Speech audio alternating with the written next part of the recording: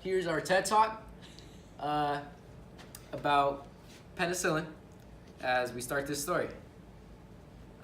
During the time of 1942, many patients would die, but not during the procedure, but after the surgery when they would have bacteria with open wounds, and the bacteria would end up surrounding the wounds, which caused deadly diseases and infections. But the timeline of this patient, where body parts would be removed because of the infection, it would spread out through the body. Doctors would amputate body parts and would be more contagious throughout the body. Some of the symptoms would be redness of skin, swelling because of infection. As these symptoms continued, results of the death of this patient named Anna Miller went her free life, and happy as one day changed her life forever as this accident.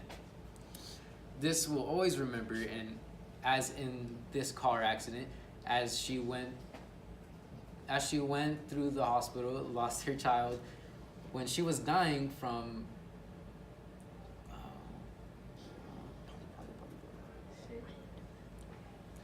from the pain of the car crash. The infection entered her body.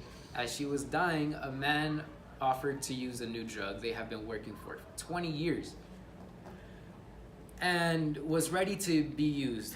She was given penicillin, and at the end gave her a second chance to live again. This penicillin was discovered in September 1928, finding a petri dish containing a strain of bacteria that had no lid on it, and was contained with a blue-green mold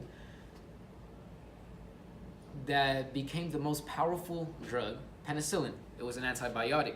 The function of the drug was busting through cell walls as it directed the peptidoglycans, as it created a mesh structure of the plasma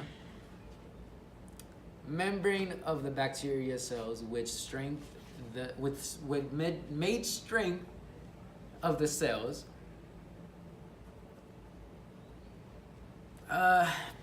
Penicillin would build walls of the cell, which then would cause a stronger reaction. Building walls, which meant the bacteria could not go into the cell walls, which created other problems, people would have allergic reactions to the penicillin, which became a big problem because as people became more resistant to the penicillin, we had to find other ways of finding more antibiotics. And people have reported that they are allergic to penicillin around 10%, and only 0.03% out of the 10% is life-threatening. But they may complain about the side effects, which is damaging to their bodies, but they have to understand that their body is receiving something that is not used to their body, and it will go into defense mode to try to kill the thing that's in it. The most important drug of history in medicine, I believe, and it is still used after 50 years it was created.